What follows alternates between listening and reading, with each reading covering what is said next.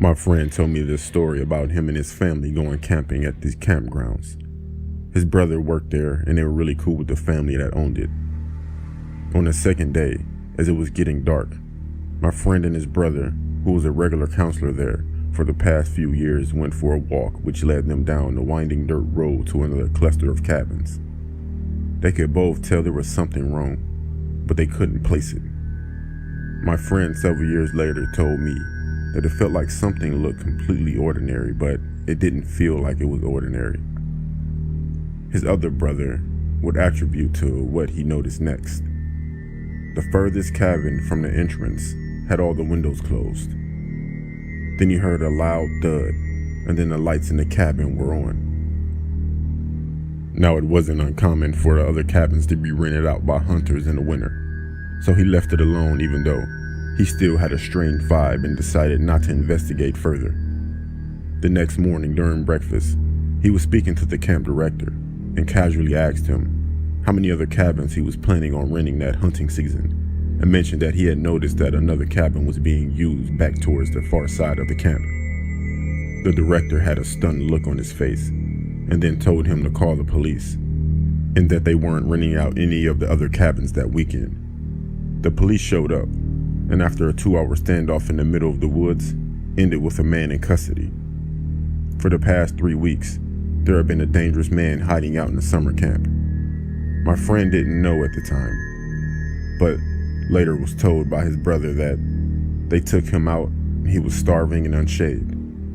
He had a rifle, pistol, and a shotgun, and 2 duffel bags full of valuables that had been taken during violent break-ins over the past month in the surrounding counties. Ever since then, we're more cautious about what we run into in the woods.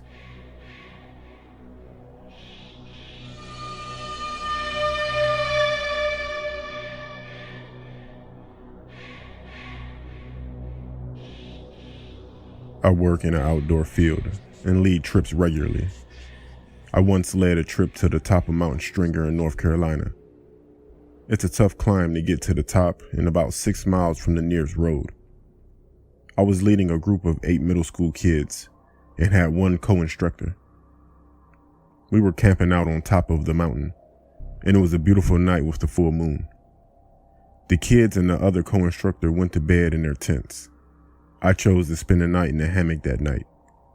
I was really into the book I was reading, so I stayed up until around 10:30 p.m. I turned my headlamp off to settle in for the night. Everything around me was rather bright from the moon and from the position I was in. I could see down the trail we had hiked to get up to the top. I lay there enjoying the scenery and noticed something moving on the trail. Bears are common in the area, so I perked up. As it got closer, I could tell it was a person.